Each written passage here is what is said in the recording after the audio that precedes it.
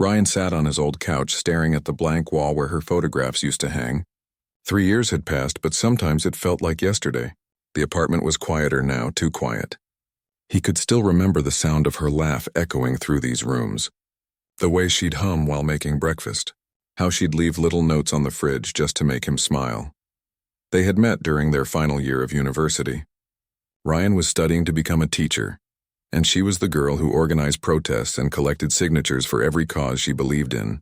He remembered the first time he saw her, standing on a table in the campus cafeteria, passionately talking about ocean pollution.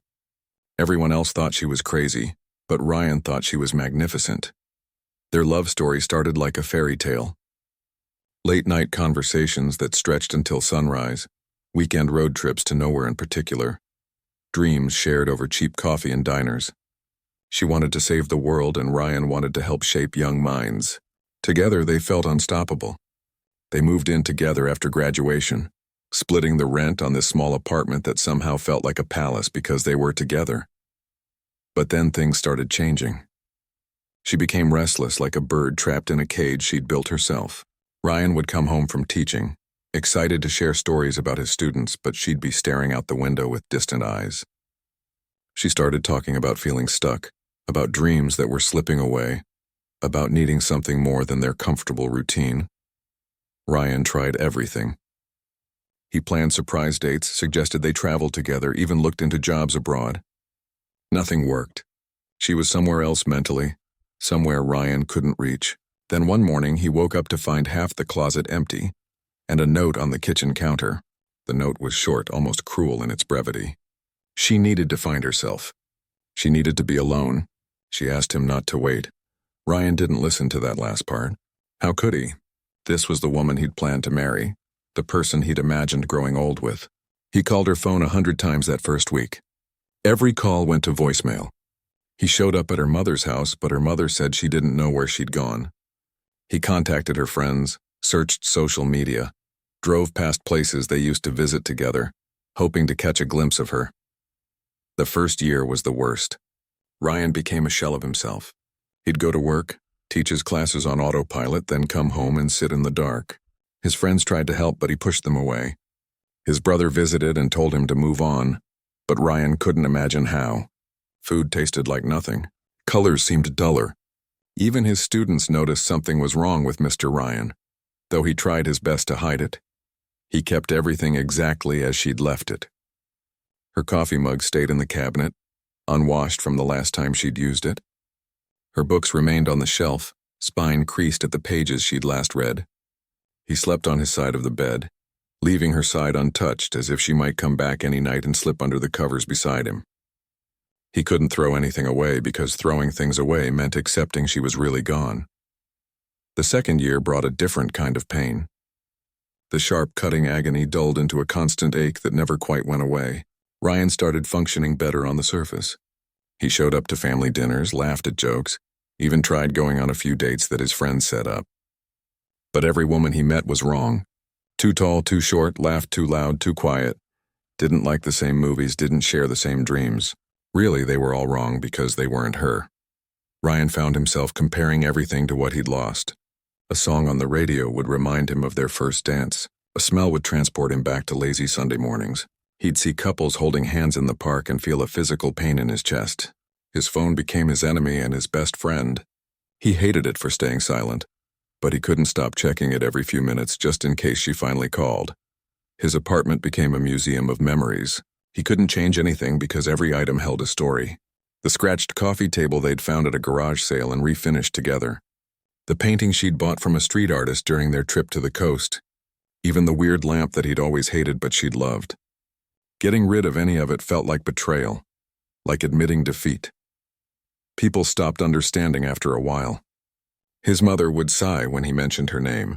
His best friend stopped inviting him to social events because Ryan would just sit in the corner looking miserable. His colleagues whispered that he needed to move on, that it wasn't healthy. But how could they understand? They hadn't lost what he'd lost. They didn't know what it felt like to have your future ripped away without warning. Ryan replayed their last few months together obsessively, looking for clues he'd missed. Were there signs he should have seen? Could he have done something different? Maybe if he'd been more adventurous, less content with their routine. Maybe if he'd encouraged her dreams more, been less practical about their finances. Maybe if he'd been a different person entirely, she wouldn't have needed to leave. The what-ifs consumed him. What if she came back tomorrow? What if she was in trouble and needed him? What if she was thinking about him too, regretting her decision? He constructed elaborate fantasies where she'd show up at his door, realizing she'd made a terrible mistake. In these daydreams, he'd forgive her instantly, and everything would go back to how it was. Time moved strangely during those years. Days dragged endlessly, but somehow months disappeared.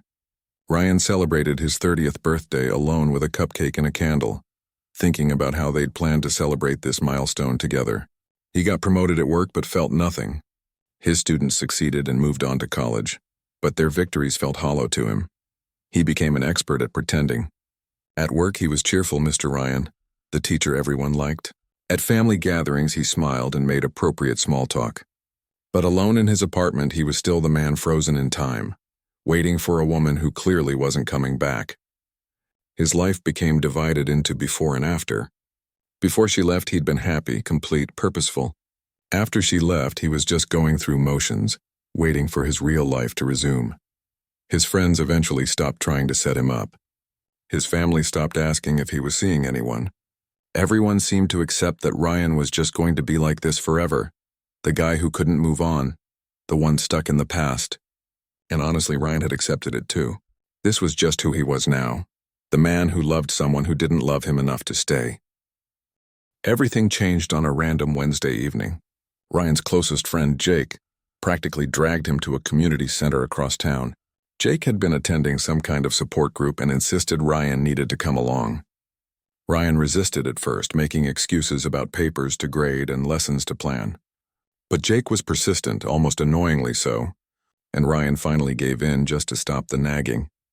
The room was smaller than Ryan expected, a circle of mismatched chairs in a church basement that smelled like old coffee and lemon cleaner. About a dozen people sat there, ranging from college age to retirement age. Ryan immediately wanted to leave. This felt like admitting defeat, like publicly declaring he was broken. But Jake's hand on his shoulder kept him in his seat. People shared their stories one by one. A young man talked about losing his fiancée to another person. A middle-aged woman spoke about her divorce after 20 years of marriage. Each story was different, but the pain was the same. That hollow feeling of losing someone who'd been your whole world. Ryan listened, feeling both connected and isolated. At least other people understood this pain. Then an older woman named Patricia spoke. She was probably in her 60s, with kind eyes and hands that wouldn't stay still. She told them about her husband who'd left 30 years ago, walked out on her and their 2 young children without explanation. She'd spent 15 years waiting, keeping his clothes in the closet, his place at the table empty, telling her kids their father would come back. 15 years of her life, frozen, waiting for someone who never returned. Patricia's voice cracked when she described the day she finally understood what she'd done. Her daughter had graduated high school, a huge accomplishment, and Patricia had barely been present for it. She'd been so focused on the man who'd left that she'd neglected the children who'd stayed. She'd missed so many moments, so many years of actually living, all for someone who didn't deserve that dedication. Something in Ryan's chest cracked open when he heard those words. He saw himself clearly for the first time in years. He was doing the same thing, wasn't he?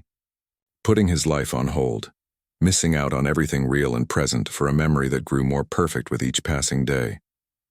The woman he was waiting for probably didn't even exist anymore. People change. She'd changed. But Ryan had been standing still, waiting for a version of her that was 3 years gone. That night, Ryan couldn't sleep. He lay in bed staring at the ceiling, thinking about all the time he'd wasted, 3 years of his life gone, spent worshiping at the altar of someone who'd chosen to leave.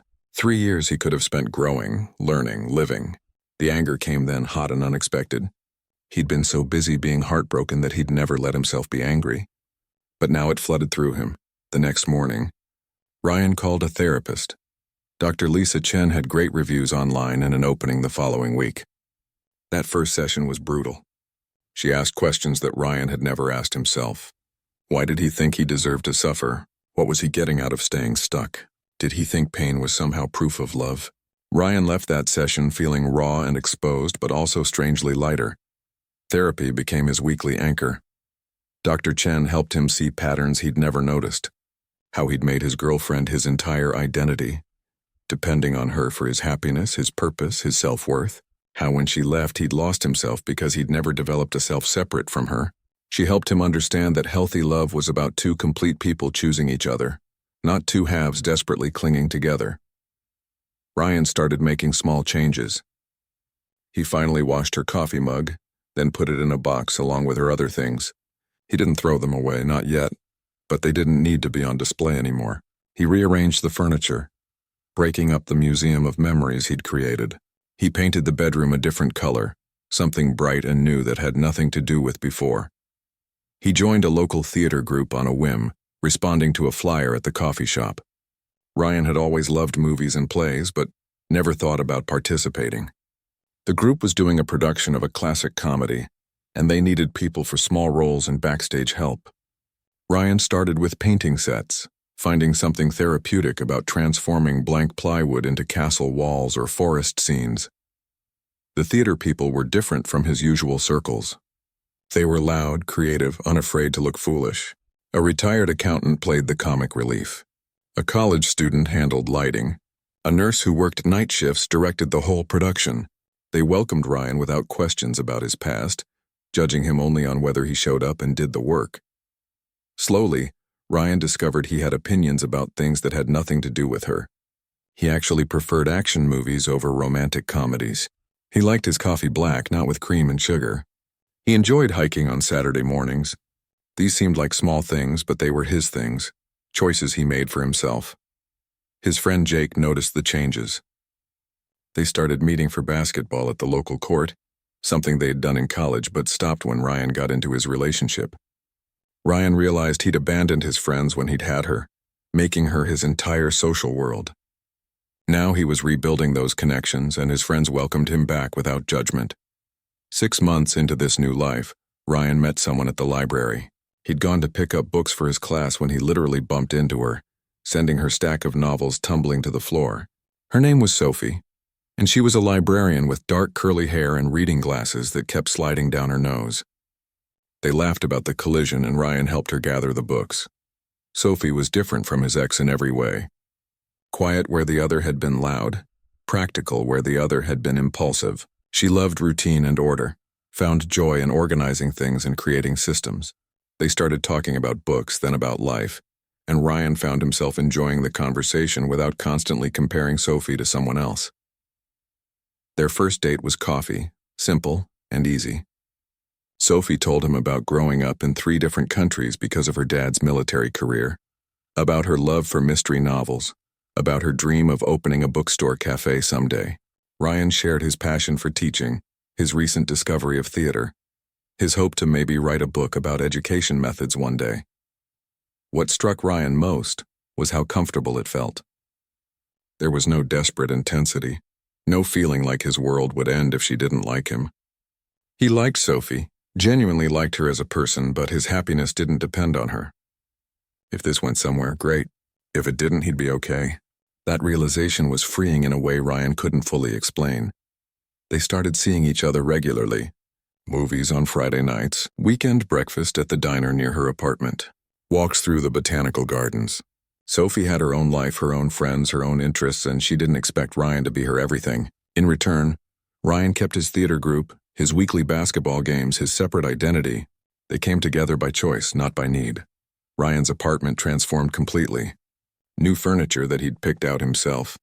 Plants that Sophie had helped him choose. Photos from recent experiences rather than old memories. The box with his ex's things moved to the storage unit, and eventually, Ryan found he could go days without thinking about what was in that box. Dr. Chen helped him understand that he wasn't replacing one person with another. He was building an entirely new life based on who he'd become, not who he'd been. Sophie wasn't a substitute. She was a partner in this new chapter. Someone who appreciated the Ryan who existed now, not the Ryan who'd existed 3 years ago. His students noticed the change too.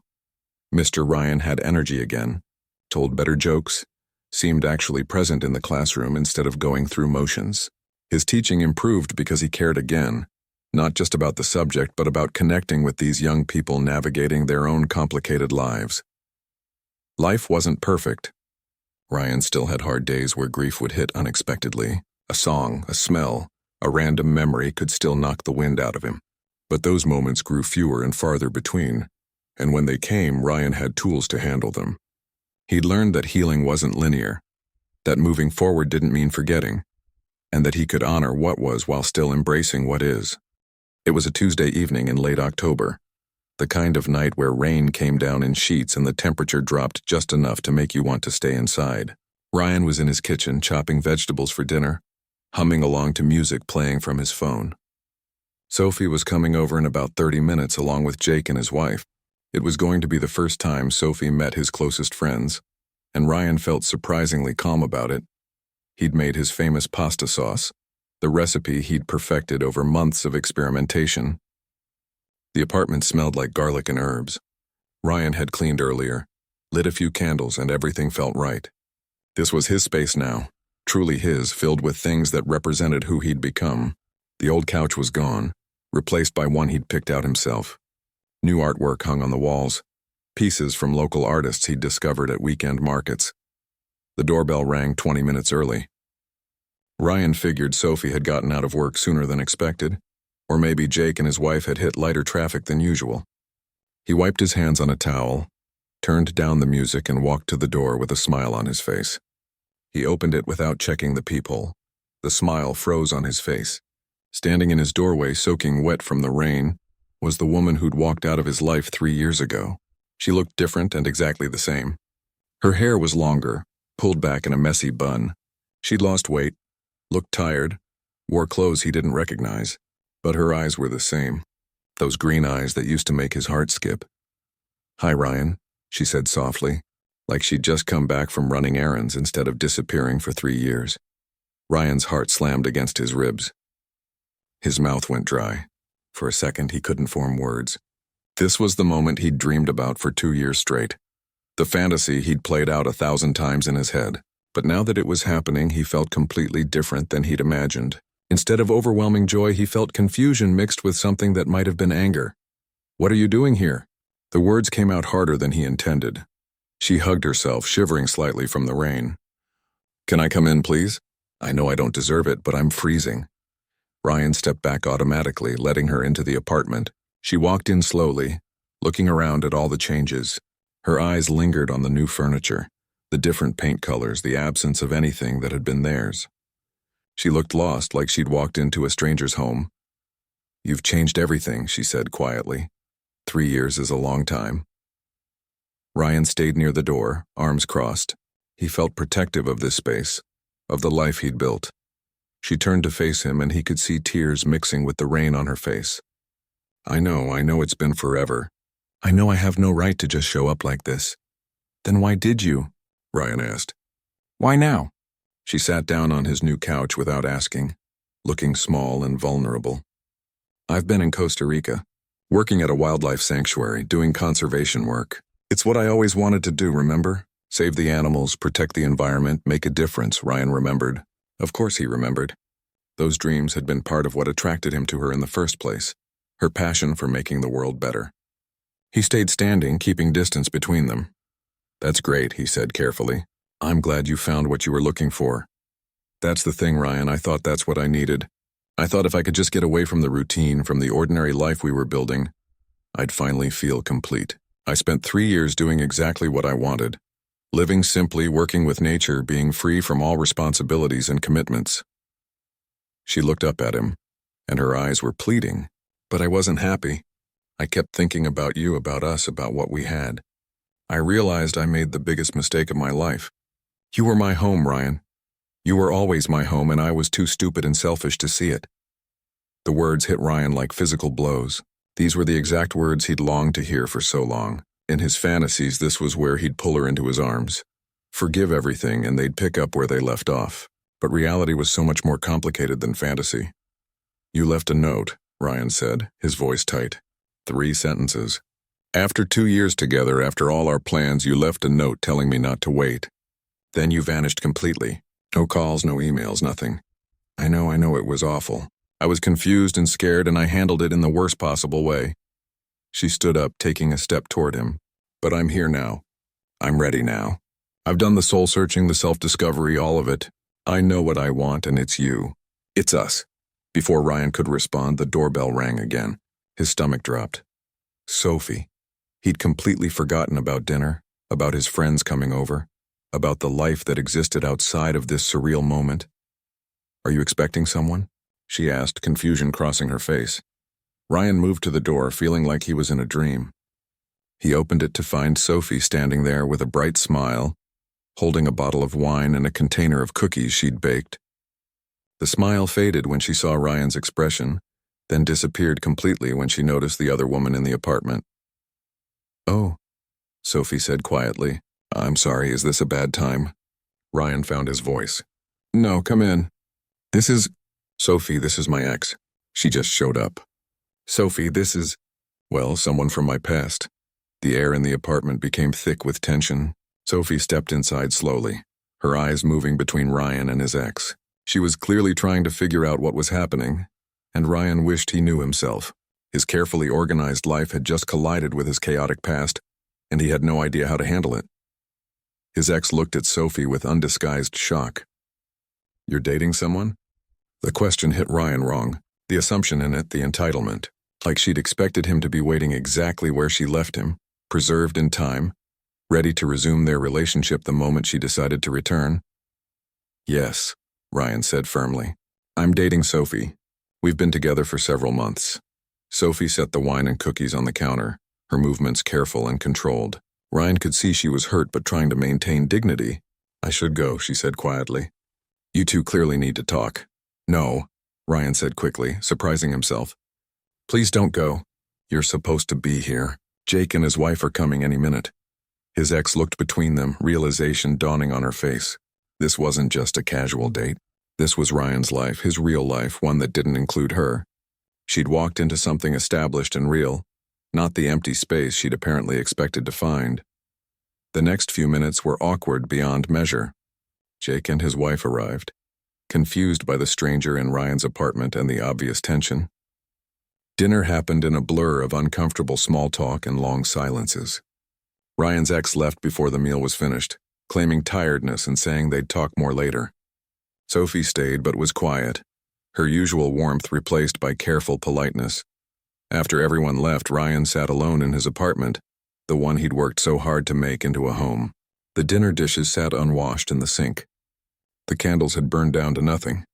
His phone had 4 missed calls from his ex and 2 text messages from Sophie asking if he was okay. Ryan looked around at his life, really looked at it. Everything in this apartment represented growth and healing. Every choice he'd made was about moving forward. And now his past had shown up at his door, asking him to step backward, to return to who he used to be. For the first time since she'd appeared, Ryan felt clear. He knew what he needed to do. The fantasy he'd clung to for so long had finally shown up, but reality, Ryan had built something better than any fantasy. Something real, something earned, something that didn't require him to shrink himself or lose himself to maintain it. The next morning came too early. Ryan barely slept, his mind replaying the previous night on an endless loop. Every time he closed his eyes, he saw his ex standing in his doorway, saw Sophie's hurt expression, felt the weight of impossible choices pressing down on his chest. By 6 a.m, he gave up on sleep and made coffee, sitting at his kitchen table in the early morning darkness. His phone had been buzzing all night. Messages from his ex asking to meet and talk properly. A single text from Sophie saying she understood if he needed space to figure things out. That text hurt more than it should have. Sophie was being understanding and mature, giving him room to breathe, but Ryan didn't want space. He wanted to call her to explain everything, but he didn't even know how to explain it to himself yet. At 7:30, his phone rang. His ex. Ryan stared at the screen for 3 rings before answering. Can we meet today? She asked before he could say hello. Please, Ryan, I know last night was a disaster, but we need to talk. Really talk. Just the 2 of us, Ryan agreed. Partly because he needed answers and partly because he couldn't move forward without closure. They decided on their old coffee shop, the place where they'd spent countless mornings before everything fell apart. Ryan wasn't sure if she chose it deliberately or if old habits just pulled her there. The coffee shop looked exactly the same. Same chipped tables, same smell of roasted beans and cinnamon, same indie music playing softly in the background. His ex was already there when he arrived, sitting at their old table by the window. She'd ordered his usual drink, black coffee with 1 sugar, and it sat waiting for him. "Thanks for coming," she said as he sat down. She looked better than she had the night before, more composed but still tired. "I know I don't have any right to ask anything from you." "Then why are you?" Ryan asked, not unkindly, just honestly. She wrapped her hands around her own cup, not drinking, just holding it like she needed something to do with her hands. "Because I messed up. I messed up so badly, Ryan, and I've spent 3 years realizing it. Do you know what it's like to finally get everything you thought you wanted and realize you gave up the most important thing to get it?" Ryan almost laughed, but it came out bitter. "Actually, I do know. I spent 2 years thinking about nothing else. Wondering what I could have done differently, how I failed you, why I wasn't enough to make you stay." "You didn't fail me," she said urgently. "That's what I'm trying to tell you. I failed myself. I failed us. I had this perfect life with an amazing person, and I convinced myself it wasn't enough because it felt too normal, too safe. I thought adventure and passion meant never being comfortable, always chasing the next big thing." She leaned forward, her eyes intense in that familiar way that used to make Ryan's heart race. "But I was wrong. I learned that the hard way. Real adventure isn't running away from stability. It's building something meaningful with someone you love. It's choosing each other every day, even when it's not exciting." Ryan listened, part of him wanting to believe every word, another part holding back. "So what happened? What made you come back now?" She smiled sadly. "I met someone in Costa Rica, another volunteer. We started dating, and for a while I thought maybe this was what I needed. Someone spontaneous, someone who lived in the moment. But then one day he did exactly what I did to you. Got restless, said he needed to move on, left without looking back, and I felt what you must have felt."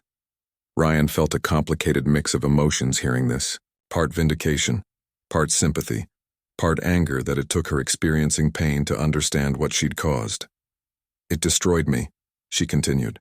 "Suddenly I was on the other side, and I understood. I understood what I'd taken from you, what I'd thrown away, and all I could think was that I needed to come home. I needed to tell you I'm sorry and that I was wrong and that if there's any chance, any possibility that we could try again, I had to take it." She reached across the table, taking his hand. Her touch was familiar, muscle memory from 1,000 casual contacts over the years they were together. "I'm not the same person who left, Ryan. I've grown. I've changed. I understand now what really matters. And what matters is you, us, what we had." Ryan looked down at their joined hands. 3 years ago, this moment would have been everything. 2 years ago, he would have cried with relief. Even 1 year ago, he might have been tempted. But now, sitting here, he felt something unexpected. He felt sad. Sad for what was lost, sad for the time wasted, sad for both of them. But he didn't feel the desperate need he'd expected. "Tell me about your life now," she said when he didn't respond. "Sophie seems nice. How long have you been together?" 6 months, Ryan said, pulling his hand back gently. "We met at the library. She's a librarian, loves mystery novels and organization and quiet Saturday mornings." "That doesn't sound like you," she said, and there was something in her tone, a slight edge. "You always loved spontaneity, adventure, trying new things." Ryan felt something click into place. "Did I, or did I love those things because you did? Because I wanted to be what you needed me to be?" She looked confused. "What do you mean?" "I've been in therapy," Ryan said, "working through a lot of things. And one thing I've learned is that I didn't have a strong sense of self when we were together. I made you my whole identity. Your dreams became my dreams. Your interests became my interests. I thought that's what love was, merging completely with another person." He took a sip of his coffee, organizing his thoughts. "But that's not healthy. That's codependency. And when you left, I fell apart because I'd built my entire existence around you. There was no me without you." "That's not true," she protested. "You were always yourself. You're a teacher, you love helping kids learn, you care about people." "Those things are true," Ryan agreed. "But what music do I like? What movies make me happy? Do I prefer hiking or staying inside? What are my dreams that have nothing to do with anyone else?" He paused. "I couldn't answer those questions 2 years ago. I can answer them now. She sat back, processing this. So you're saying we couldn't work because you didn't know yourself? I'm saying we both had growing to do. You needed to find yourself and I needed to find myself. The difference is I've done that work. I know who I am now. I know what I need, what I want, what I won't compromise on. And I don't fit into that? She asked, and her voice broke slightly. Ryan felt his chest tighten. This was harder than he expected, but he owed her honesty.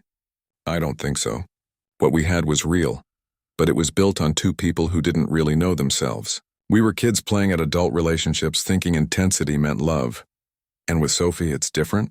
There was an edge to the question now, defensiveness creeping in. Yes, Ryan said simply. With Sophie, I'm a complete person choosing to share my life with another complete person. We don't complete each other because neither of us needs completing. We enhance each other. There's a difference. So that's it?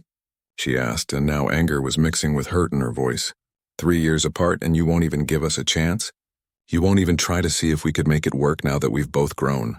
Ryan took a deep breath. Here's the thing. You came back when you were ready. When you decided you'd had enough adventure and wanted stability again, you assumed I'd be here waiting, ready to pick up where we left off. But I wasn't waiting. I was growing. I was healing. I was building a life. He looked at her directly, making sure she heard every word. You don't get to choose when I'm available to you. You don't get to leave when it suits you and come back when it suits you and expect everything to be the same. That's not how people work. That's not how I work anymore. She was crying now, tears running down her face. So you're choosing her over me? Over everything we had? No, Ryan said firmly. I'm choosing myself. I'm choosing the life I've built. I'm choosing not to go backward. Sophie is part of that life, yes, but even if she wasn't, my answer would be the same. What we had belongs in the past. I don't believe that, she said desperately. I don't believe you can just turn off what we meant to each other. I know you, Ryan. I know you loved me. I know you probably still love me. Ryan felt something break inside him, but it was a good break, like a weight finally lifting. You're right. I did love you. For a long time I loved you so much it hurt. But I've learned that love alone isn't enough. Love without respect, without trust, without commitment, without two people showing up equally. That kind of love is just suffering with a prettier name. I respect you, she insisted. I trust you. I'm here, aren't I? I'm showing up. You're showing up 3 years too late, Ryan said gently. You're showing up after I stopped waiting. You're showing up because you got hurt and needed someone familiar, someone safe. But I'm not your safety net. I'm not your backup plan for when adventure doesn't work out. She stood up suddenly, her chair scraping against the floor. People in the coffee shop looked over. That's not fair. I came back because I realized you were the best thing in my life. How is that making you a backup plan? Ryan stood too, calmer. If I was the best thing in your life, you wouldn't have left. And I'm not saying that to hurt you. I'm saying it because it's true. We were wrong for each other then, and we're even more wrong for each other now. We've grown in different directions. Ryan walked out of the coffee shop into the afternoon sun, feeling lighter than he had in days. The conversation had been hard, maybe one of the hardest he'd ever had, but it needed to happen. His ex had asked for one more meeting, one final chance to change his mind, but Ryan had been clear. There was nothing left to discuss. Some chapters in life close, and trying to reopen them only tears the pages. He drove through familiar streets, his mind replaying the last 3 years like a movie. The pain, the growth, the slow rebuilding of a person he could be proud of. His phone buzzed with another message from his ex, but he didn't look at it. Instead, he called Sophie. She answered on the second ring. Hey, she said cautiously. How are you? I'm good, Ryan said, and realized he meant it. Are you free? I'd like to see you. I'd like to talk properly without the chaos of the other night. There was a pause. Ryan, if you need time to figure things out, I understand. I know seeing her again must have brought up a lot of feelings. It did, Ryan admitted, pulling into a parking spot near the park where he and Sophie had walked many times, but not the feelings I expected. Can I come over? Or you could meet me at Riverside Park. The park works, Sophie said. I'll be there in 20 minutes. Ryan found a bench overlooking the river and waited. The water moved slowly, reflecting clouds and sky. He thought about the past few days, about seeing his ex again, about the strange disconnect between fantasy and reality. For so long he'd built her up in his mind, created this perfect image of what they'd had and what they could have again, But sitting across from the real person, the flesh and blood woman who'd hurt him, he'd seen clearly for the first time. What they'd had wasn't perfect. It was intense, yes, but intensity isn't the same as depth. It was passionate, but passion burns out without substance beneath it. They'd been two incomplete people clinging to each other, mistaking dependency for love. The woman he'd mourned for years wasn't even real. She was a fantasy he'd created, built from selected memories with all the difficult parts edited out. Sophie arrived wearing jeans and a soft blue sweater, her hair pulled back in a ponytail. She sat beside him on the bench, maintaining a small distance between them. Ryan saw the wariness in her eyes and hated that his past had caused it. "I'm sorry about the other night," he started. "I'm sorry you walked into that situation. It wasn't fair to you." "It's not your fault she showed up," Sophie said quietly. "You couldn't have predicted that." "No, but I should have handled it better. I should have been clearer. Should have protected you from that awkwardness." Ryan turned to face her. "Sophie, I need you to know something." When she was standing in my doorway, my first thought wasn't relief or joy or any of the things I'd imagined feeling for years. My first thought was that she was interrupting my real life. Our dinner, our evening, the plans I'd made with you and my friends. She was an interruption, not a solution. Sophie's expression softened slightly. "But she's your past. You spent years loving her. That doesn't just disappear because time passes." "You're right," Ryan agreed. "It doesn't disappear. But it changes. I spent 2 years thinking I was mourning her, mourning our relationship. But I was really mourning who I thought I was, the life I thought I was supposed to have. I was attached to a story, not a person." He reached for her hand, relieved when she let him take it. "I've learned so much in therapy, but one of the biggest things is understanding the difference between healthy love and unhealthy attachment. What I had with her was attachment. We were two people who didn't know themselves, trying to complete each other. It was doomed from the start. And what we have?" Sophie asked, and Ryan could hear both hope and fear in her voice. "What we have is different. You don't need me to be whole. You have your own life, your own dreams, your own identity. And I don't need you to be complete. We choose each other because we enjoy each other, because we make each other's lives better, not because we can't function alone." Ryan took a breath. "When she left, I fell apart because my entire identity was wrapped up in her. If you left tomorrow, it would hurt. It would hurt a lot because I care about you deeply, but I wouldn't fall apart because I know who I am without you. Does that make sense?" "It does," Sophie said slowly. "But Ryan, you need to be sure." She came back. "After all this time, she came back and told you she made a mistake. That's what you wanted for so long. I need to know you won't wake up in 6 months and regret choosing me over her." Ryan understood her fear. It was valid, reasonable. "I met with her today. We talked, really talked, and I told her there was no chance of us getting back together. She asked for one more meeting, another chance to change my mind, but I said no. There's nothing left to say." "What did she say when you told her about me?" Sophie asked. "She said you seemed nice. Then she said you didn't seem like me, that I'd always been spontaneous and adventurous." Ryan smiled sadly. "And that's when I realized she never really knew me.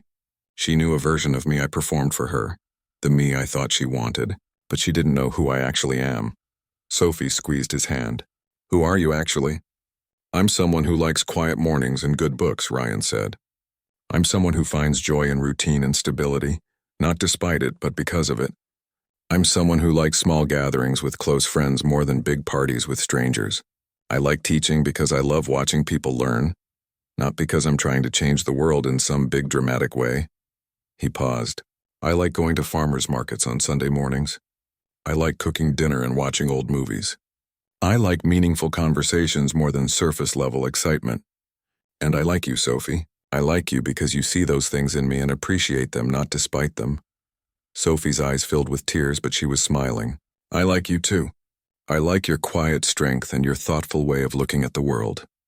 I like that you're steady and reliable but not boring. I like that you've done the hard work of knowing yourself." "Then give me a chance to prove it," Ryan said. "Give us a chance without my past hanging over us. I'm not asking you to forget what happened. I'm not asking you to ignore that she showed up.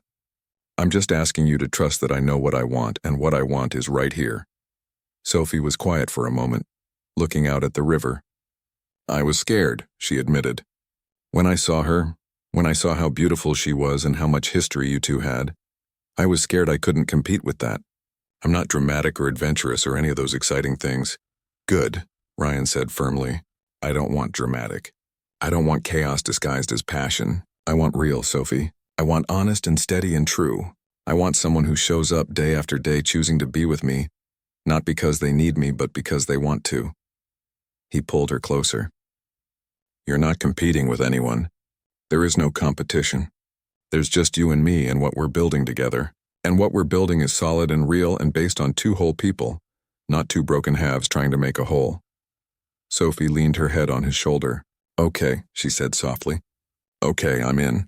I'm scared, but I'm in. They sat like that for a while, watching the river and the people passing by.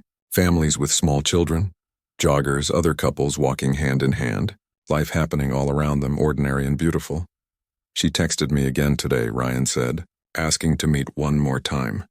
She said she couldn't accept that it was really over, that we'd spent too many years together to throw it away. What are you going to do? Sophie asked. I already answered. I told her I wished her well, that I hoped she found what she was looking for, but that I'd moved on and she needed to as well.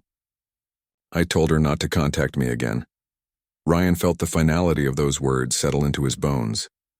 It's really over. Not because I'm angry or trying to punish her, but because going back would mean giving up everything I've worked to become. Do you think she'll accept that? Sophie asked. Eventually, Ryan said. Whether she accepts it or not doesn't change anything. I'm not responsible for her healing. I'm only responsible for my own. They left the park as the sun started setting, walking hand in hand back to where they'd parked.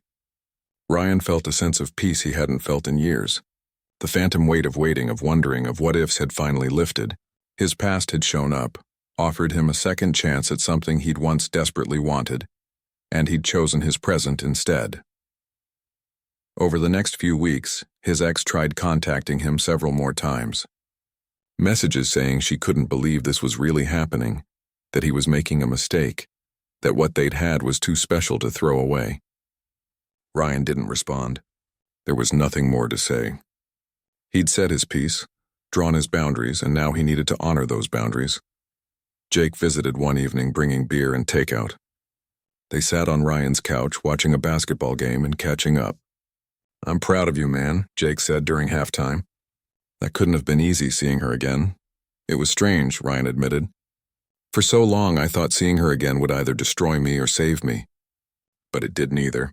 It just was. She was just a person I used to know. Someone I used to love, but not someone who has any claim on my present.